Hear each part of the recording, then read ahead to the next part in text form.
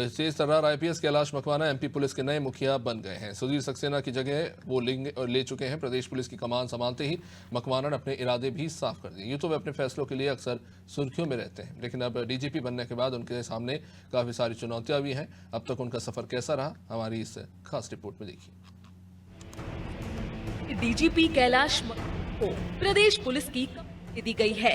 पूर्व डीजीपी सुधीर सक्सेना के रिटायरमेंट के बाद स्टेट पुलिस के नए बॉस कैलाश मकवाना बन गए हैं। सक्सेना 30 नवंबर को रिटायर हुए, जिसके बाद मकवाना ने चार्ज लिया। 1988 बैच के आईपीएस अफसर कैलाश मकवाना की गिनती तेज तर्रार और कड़ी मेहनत करने वाले अफसरों में होती है। उनके कार्यकाल में कई बदलाव आए हैं और वो भ्रष्टाचार के खिलाफ सख्त कार्रवाई के लिए भी पहचाने जाते हैं। अभी डीजीपी बनने से पहले Kailash chairman police housing corporation में पदस्थ थे। डीजीपी बनने में कैलाश मकवाना को उनकी साफ सुथरी छवि का फायदा मिला। कैलाश सीएम डॉक्टर मोहन यादव के करीबी और महाकाल की नगरी उज्जैन से हैं। कैलाश मकवाना का एकेडमिक बैकग्राउंड भी मजबूत है। उन्होंने मेरिट भोपाल से बीई किया है और आईआईटी दिल्ली से एमटेक की डिग्री प्राप्त की है। उन्होंने कई प्रमुख पदों पर कार्य किया है, जिनमें अति संवेदनशील क्षेत्रों में काम करने का अनुभव शामिल है। उन्होंने मुरैना, जबलपुर, मंदसौर और सागर जैसे कई स्थानों पर भी अपनी सेवाएं दी हैं। मेरा रहेगा बेसिकली कि पुलिस फोर्स को कैसे और बेहतर प्रोफेशनल बनाएं, कैसे रिस्पॉन्सिव बनाएं, कैसे अकाउंटेबल बनाएं, ये मेन फोकस रहेगा।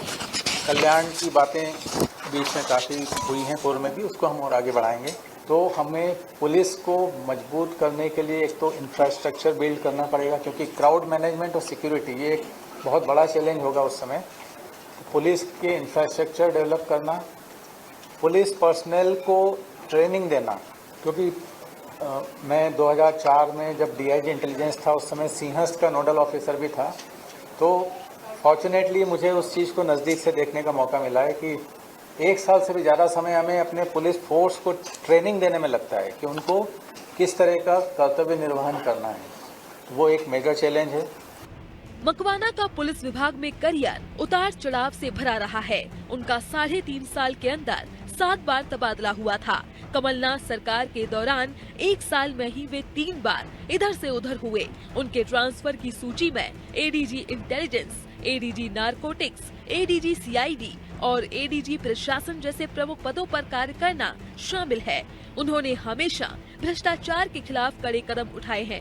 साल 2022 में मकवाना को विशेष पुलिस स्थापना लोकायुक्त में महानिदेशक बनाया गया था। इस दौरान उन्होंने एक आईएएस और एक आईएफएस ऑफिसर के खिलाफ करप्शन का मामला दर्ज कराया था। इस मामले में मकवाना ने खूब सुर्खियां बटोरी थी।